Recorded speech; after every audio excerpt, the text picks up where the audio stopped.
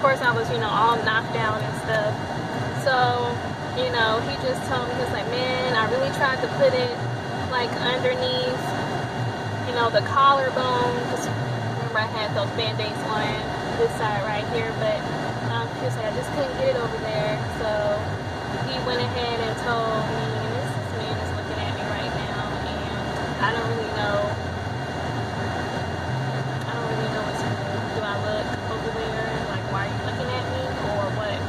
But anyway, so he tried to put it on the other side of my left side, and that particularly didn't work.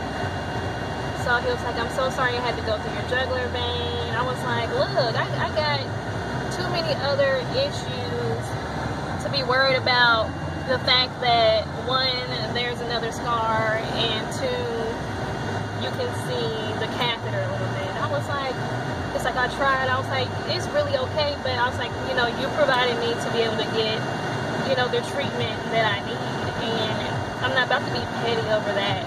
You know, I'm used to things not going the way, obviously, it's supposed to go. So it didn't bother me at all.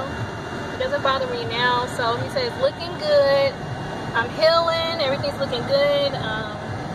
Nice and clean, no infection. So I don't have to see him again unless A, it gets infected and it needs to be taken out, cleaned, and replaced. 2, it just needs to be replaced because it malfunctions. Or 3, to be removed if for some miracle I do not have to have IVs anymore, as far as infusions anymore, which more than likely I will be on these infusions for the rest of my life. The ones I am on now, the Benlysta, I'll more than likely be on these infusions forever, until there's another drug that comes out for lupus that might possibly help me. But it took 50 years to come out with this drug for lupus, so yeah, this would probably be my drug for this. But anyway, so I haven't really talked about it much, but I am probably going to be doing more infusions. So infusions that are not the Benlysta, it's called IVIG, because I also, even though I have multiple autoimmune diseases, which is where I talk about, but I haven't really talked about it, mixed connective tissue disease. I know you guys saw that first when I started talking about my illness. If you followed me like on Facebook and my GoFundMe, you saw that I was first announcing that I have mixed connective tissue disease because we didn't know which connective tissue diseases I had, and then finally we found out, you know, lupus, RA, and possible serogens. I think I'm pronouncing that right, which I have not been confirmed yet, but yeah, more than likely, and I guess I'll talk about that when it's needed, but yeah, possible serogens disease as well. So I forgot where I was going with this. Brain fog, but anyway, yeah, it was just not coming back at all. Yeah, it's just not coming back. But right now, I am about to, where am I about to go? I'm going to my, oh yeah, IVIG infusions. That's how I'm getting ready to start that. I also have a immunodeficiency disease, which I knew something was wrong with my immune system before all of this started happening, because I've always been sick all my life. But I didn't know that it was this bad. Like I tell people, and me and my mom just sit there and be like, oh my goodness, how did you go to school and not die? Like, how are you not dead? Or how are you not, did you not get sicker than, you know, you've been? How did that not happen? My immune system is so bad. We're thinking that because of my weak immune system, when it's suppressed, it makes you more susceptible to diseases. So that could have been how I got cancer, Hodgkin's lymphoma, or, you know, just from lupus attacking your system. You know, that could also be how I got lymphoma. Who knows? We don't know which one I had first, but obviously I had an immune problem, and that's probably where that stemmed from. So IVIG, I'm going to be starting those very soon. more than likely. I just had some blood work done for it yesterday. They took like 5 vials of blood, which isn't bad. Usually I'm getting like 10 to 12 vials of blood taken. So it wasn't that bad. And they actually found a vein, which is the same vein that we have to use all the time because I have one vein left. So, you know, of course I'm not going to use my port for nothing like that. Only if they can't find a vein. After one try, if they can't get it, you know, from now on, I'll be like, okay, you can use my port, but I don't want too many hands on my port, like, because infection. I don't know you know, I only really want the same hands touching my port, which are my infusion nurses that I know, and I know for sure that they are sterile, and I can see them being sterile. That's about it. So yeah, I'm getting ready to go to my immunologist right now. It's not for appointment, but to get my, what's it called, my record, because I need to verify a few things on my record from my immunologist and get it sent off. So that's what I'm doing right now. I thought about, I'm not feeling good.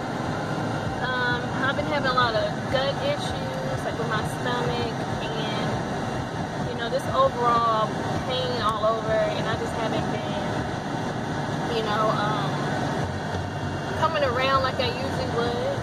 Coming around to my normal, so not to like normal equals normal, but I haven't came around from it yet, so I'm just like, you know, I don't know what I should do. I thought about, I'm not emergency room ready, but there are times where, you know, I don't know if I should call them attacks, or I don't know what to call it, but there are times when, you know, I have these really increased symptoms. I know they're flares. I'm always in flares, so I don't want to say flares. Attacks. Let's just say attacks. There's times where I have attacks, and right now it's like my nerves are going off. They won't stop tingling. I'm having burning sensations, like deep bone pains in my arms and my legs. My left knee is swelling up. You know, just a whole bunch of different stuff. My shoulder is inflamed. My left shoulder is inflamed. I'm about to hit a car. Yeah. So that's pretty much what I'm dealing with today. And then after I do this, it's all in the same area. That's the only reason why I'm doing it. After I do this, I need to go change out my insurance at my orthopedic doctor and reschedule for an appointment that I had to miss because I didn't have insurance. I didn't have insurance for like a week, and that was probably like the worst week of my life where I should have been at the doctor's. And it was pretty bad, and I just toughed it out like at home, like can barely move. And I think that was a week where I didn't do any recording that week. Like any vlogs, nothing, you know, sit down videos. I didn't do anything. So I was feeling pretty terrible than normal. But that is it. That's just a quick little vlog update for today. Nothing interesting. I'm not doing nothing. I was in the bed all day, and then I just came to this appointment for 2:45, and it's like 3:20 right now, and I'm probably gonna go home and get back in the bed because that's about all I do. Especially the fact that I'm driving, that makes my nerves extra terrible, and I never drive. The only reason why I'm driving is because it's when I, you know, don't have anybody to take me. I just don't like to burden other people besides my parents, you know, to take me places. You know, people offer, say, if you need anything, let me know, and it's just like, half of you don't mean that. Because half of you don't mean that, because I just feel like that's such a broad and weird thing to say to people. Why don't you offer something? Why don't you say, oh, if you need me to take you to the doctor, or if you need me to bring you back some water, or if you need me to, you know, bring you a meal or check on you throughout the day, I can. Offer something specific, you know.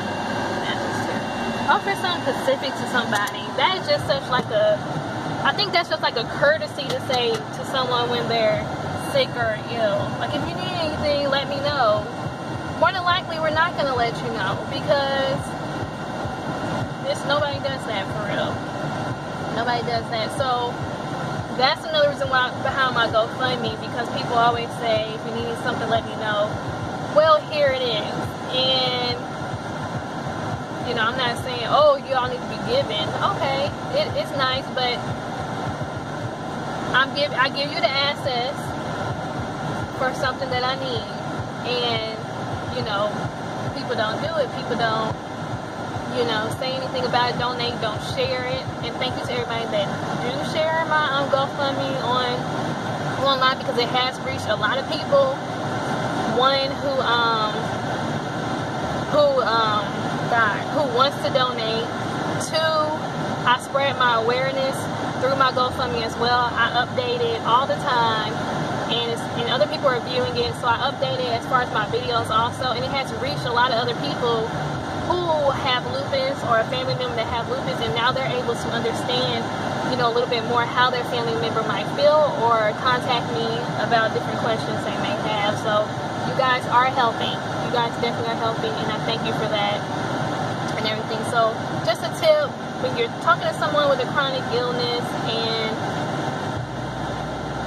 if you're really genuine about helping, offer something specific.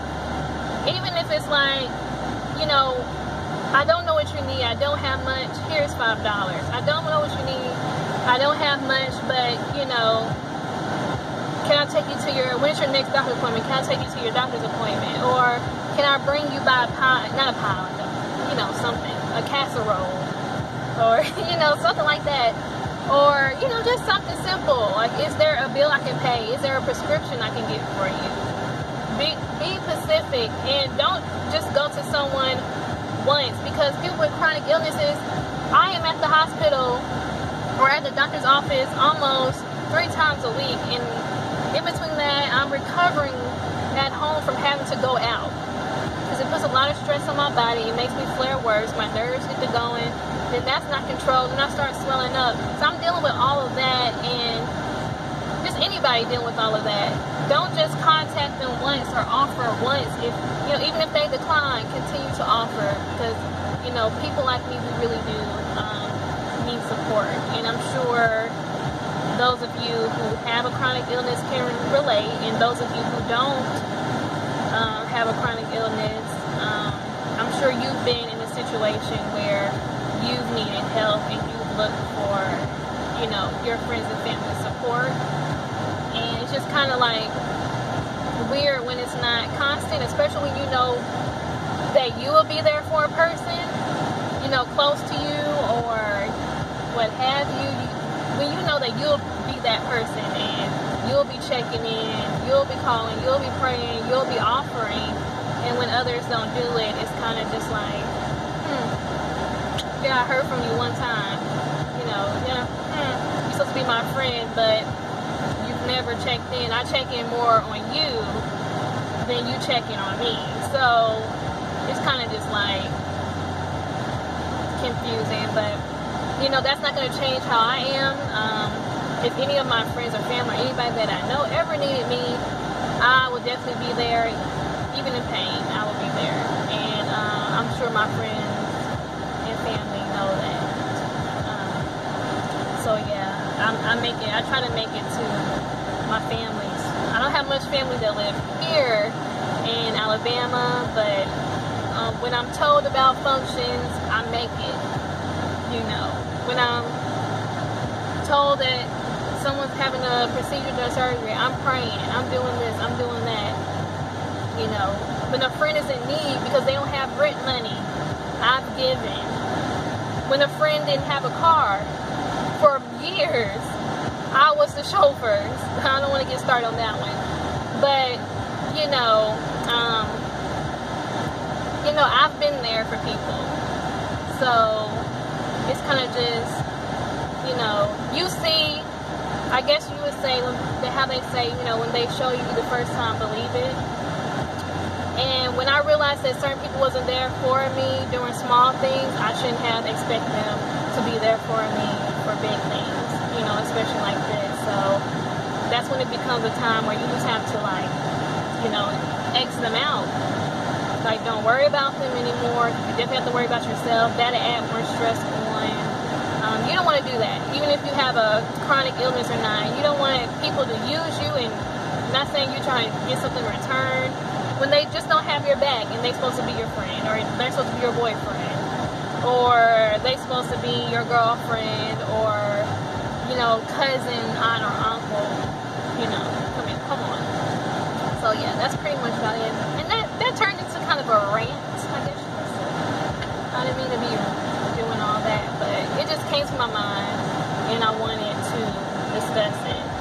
So that's all I have for you guys right now. I'm not sure if that would be all I